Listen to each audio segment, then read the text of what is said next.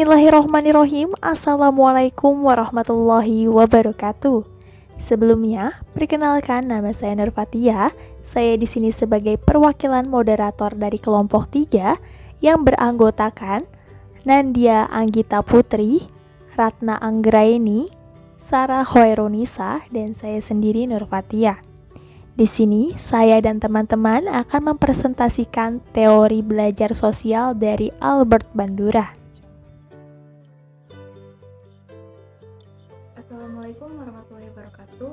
Saya Ratna Anggraini. Di sini saya akan menjelaskan mengenai pengertian dari teori belajar sosial dan sejarahnya.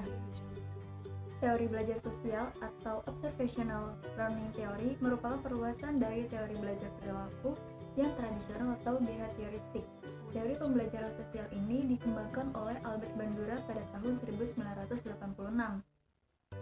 Teori ini juga banyak menerima sebagian besar dari prinsip-prinsip sosial teori belajar perilaku, tetapi memberi lebih banyak penekanan pada efek-efek dari isyarat pada perilaku dan juga pada proses-proses mental internal. Albert Bandura juga banyak terjun dalam pendekatan teori pembelajaran untuk meneliti tingkah laku manusia dan tertarik pada nilai eksperimen.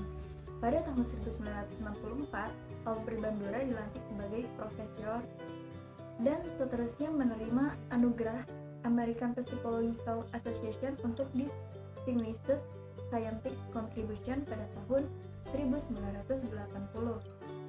Dan pada tahun berikutnya, Bandura juga bertemu dengan Robert Pierce dan belajar tentang pengaruh keluarga dengan tingkah laku sosial dan proses identifikasi. Sejak itu, Bandura sudah mulai meneliti tentang agresi pembelajaran sosial dan mengambil Richard Walters, muridnya yang pertama mendapat gelar dokter, sebagai asistennya. Bandura juga berpendapat bahwa walaupun prinsip belajar cukup untuk menjelaskan dan meramalkan perubahan tingkah laku, prinsip itu juga harus memperhatikan dua fenomena penting yang diabaikan atau ditolak oleh paradigma behaviorisme. Albert Bandura juga sangat terkenal dengan teori pembelajaran sosial, salah satu konsep dalam aliran behaviorisme yang menekankan pada komponen kognitif dari pemikiran, pemahaman, dan evaluasi. Dan selanjutnya ada tahapan-tahapan dari teori belajar sosial. Yang pertama, adanya atensi atau perhatian. Atensi atau perhatian yaitu memberikan perhatian kepada orang lain, bisa mencakup peristiwa peniruan, adanya kejelasan, keterlibatan, perasaan, tingkat kerumitan, kelaziman, dan nilai fungsi. Dan karakteristik pengamatan, contohnya yaitu kemampuan indera, minat, persepsi, dan penguatan sebelumnya. Jika reaksi baru yang dipelajari dan dari melihat atau mendengar lainnya, maka hal itu jelas bahwa tingkat memberi perhatian yang lain akan menjadi yang terpenting. Dan yang kedua, ada retensi, yaitu seorang pengamat harus dapat mengingat apa yang telah dilihatnya. Dia harus mengubah informasi yang diamatinya menjadi bentuk gambaran mental atau mengubah simbol-simbol verbal dan kemudian menyimpannya dalam ingatannya. Mencakup pengkodean simbolik, pengorganisasian, pikiran, pengulangan simbol, dan pengulangan motorik. Dan yang ketiga, adanya reproduksi gerak, yaitu reproduksi motorik adalah proses peniruan mengubah ide gambaran atau ingatan menjadi tindakan, mencakup kemampuan fisik, kemampuan meniru, dan keakuratan umpan balik. Dan yang keempat adalah penguatan dan motivasi. Pokok persoalan dari retensi dan reproduksi gerak sebagian besar berhubungan dengan kemampuan orang untuk meniru perilaku. Penguatan menjadi relevan ketika kita mencoba menstimulus orang untuk menunjukkan pengetahuan pada perilaku yang benar. Walaupun teori belajar sosial mengandung penguatan untuk tidak menambah pengetahuan guna mengecap dalam perilaku, itu peran utama memberi penguatan, bisa berupa hadiah atau hukuman seperti seorang motivator. Tahap akhir ini akan berhubungan dengan reward sebagai bentuk dari penguatan motivasi. Di sini, saya akan menjelaskan mengenai asumsi dasar teori belajar sosial Albert Bandura. Yang pertama, pembelajaran pada hakikatnya berlangsung melalui proses peniruan atau imitation atau pemodelan, yaitu modeling. Yang kedua, dalam imitation atau modeling, individu dipahami sebagai pihak yang memainkan peran aktif dalam menentukan perilaku mana yang hendak ia tiru dan juga frekuensi serta intensitas peniruan yang hendak ia jalankan. Yang ketiga, Imitation atau modeling adalah jenis pembelajaran perilaku tertentu yang dilakukan tanpa harus melalui pengalaman langsung. Yang keempat, dalam imitation atau modeling, terjadi penguatan tidak langsung pada perilaku tertentu yang sama efektifnya dengan penguatan langsung untuk memfasilitasi dan menghasilkan peniruan. Individu dalam penguatan tidak langsung perlu menyumbangkan komponen kognitif tertentu seperti kemampuan mengingat dan mengulang pada pelaksanaan proses peniruan. Yang kelima, yaitu mediasi internal sangat penting dalam pembelajaran karena saat terjadi adanya masukan indrawi yang menjadi dasar pembelajaran dan perilaku dihasilkan, terdapat operasi internal yang mempengaruhi hasil akhirnya. Bandura yakin bahwa tindakan mengamati memberikan ruang bagi manusia untuk belajar tanpa berbuat apapun. Bila orang dapat belajar dengan mengamati, maka mereka pasti memfokuskan perhatiannya, mengkonstruksikan gambaran, mengingat, menganalisis, dan membuat keputusan-keputusan yang mempengaruhi pelajaran. Bandura percaya penguatan bukan esensi pembelajaran. Meski penguatan memfasilitasi pembelajaran, namun bukan syarat utama. Pembelajaran manusia yang utama adalah mengamati model-model dan pengamatan inilah yang terus-menerus diperkuat. Baik, untuk materi selanjutnya itu ada prinsip-prinsip dalam teori belajar sosial.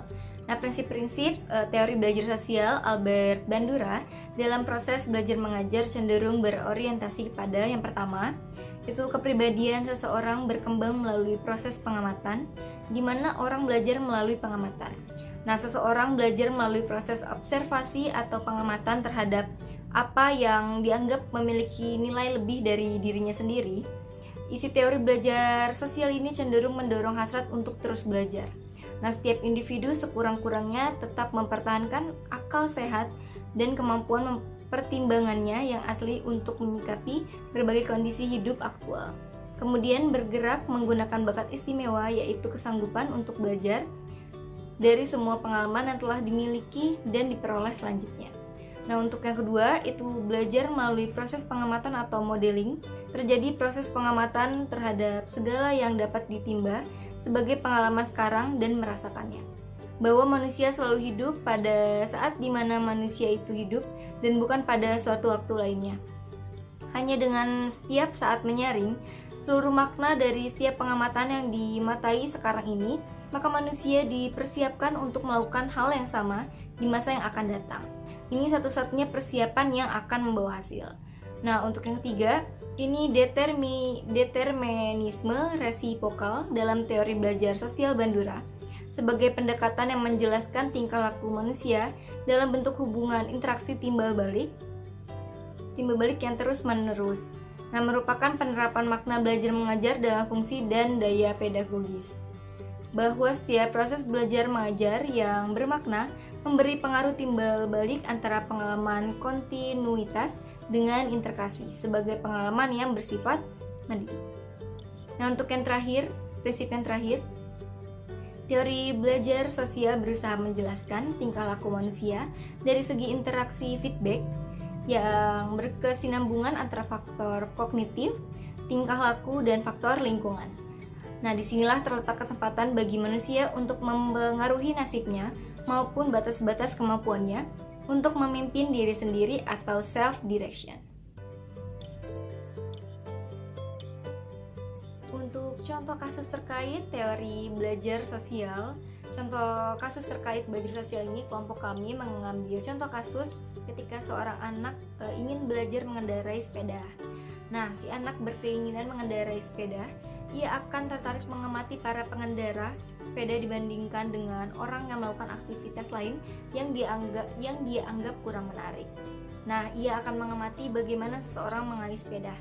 Di dalam ingatan si anak akan tersimpan bahwa bersepeda itu menyenangkan, dan suatu saat jika waktunya tepat ia akan meminta ayahnya untuk mengendarai sepeda.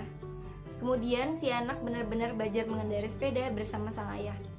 Ketika anak itu sudah berhasil, sang ayah memberikan reward sebagai bentuk apresiasi atas keberhasilan sang anak. Nah, Dilihat dari contoh kasus yang tadi sudah saya jelaskan, sang anak telah melalui tahap-tahap dari teori belajar sosial yang sudah dijelaskan oleh pemateri sebelumnya. Selanjutnya saya akan menjelaskan skema pengaplikasian tahapan-tahapan teori belajar sosial ini terhadap contoh kasus terkait, yaitu untuk tahap pertama itu ada atensi, yaitu perhatian atau pengamatan. Dari contoh kasus, tahap ini merupakan permulaan adanya belajar sosial. Nah, dimulai dari sang anak tertarik mengamati para pengendara sepeda, diamatinya bagaimana pengendara tersebut mengayuh sepeda. Nah, untuk tahap yang kedua itu ada retensi, yaitu tahapan mengingat apa yang telah diamati oleh si anak. Nah, dalam ingatan si anak akan tersimpan gerakan-gerakan pesepeda yang sudah diamatinya, dan juga tersimpan ingatan bahwa bersepeda itu menyenangkan dan suatu saat ia akan meminta sang ayah untuk mengajarinya. Nah, untuk tahap yang ketiga itu ada reproduksi gerak, yaitu tahap dilakukannya gerakan yang sudah diamati dan diingat. Setelah tadi sang anak mengamati dan mengingat gerakan, akan dilaksanakan tahap di mana anak tersebut benar-benar belajar mengendarai sepeda bersama sang ayah. Untuk tahap keempat atau tahap terakhir yaitu ada penguatan motivasi. Nah, ketika sang anak sudah berhasil, disinilah sang ayah memberikan reward sebagai bentuk apresiasi atas keberhasilan sang anak, sekaligus tahap penguatan motivasi terhadap sang anak. Alhamdulillahirabbil alamin. Sekian pemaparan materi dari kelompok 3. Mohon maaf apabila ada kesalahan kata dan pengurangan kata. Wabillahi taufiq wal hidayah. Wassalamualaikum warahmatullahi wabarakatuh.